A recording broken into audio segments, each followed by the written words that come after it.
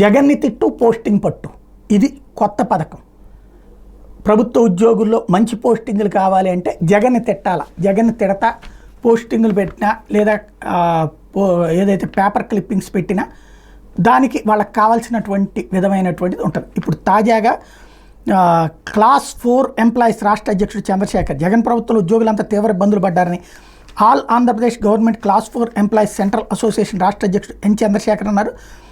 కాకినాడలోని association జిల్లా భవనంలో సంఘ రాష్ట్ర కార్యదర్శి వర్గ సమావేశం ఆదివారం నిర్వహించారు. ఈ సందర్భంగా ఆయన మాట్లాడుతూ ఉద్యోగులకు ఇవ్వాల్సిన రాయితీలను గత ప్రభుత్వం పెండింగ్లో పెట్టడంతో పాటు 11వ వేతన సవరణ సిఫార్సులను తొక్కిపెట్టి తీవ్ర నష్టం చేసింది. కూటమి ప్రభుత్వం వచ్చాక ఉద్యోగులందరికీ 1వ తేదీన జీతాలు ఇచ్చే ఇబ్బందులు తొలగించింది.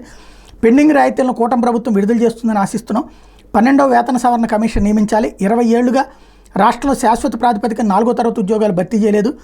ఆరోగ్య కార్డుల ద్వారా పూర్తి స్థాయిలో నగదురహిత వైద్య సేవలు అందించాలని విజ్ఞప్తి చేశారు. ఇప్పుడు జగన్ హయాంలో ఇబ్బందులు పడ్డామన్నారు కాబట్టి మరి వీళ్ళకి ఏమన్నా న్యాయం జరుగుతుందా చూడాలి.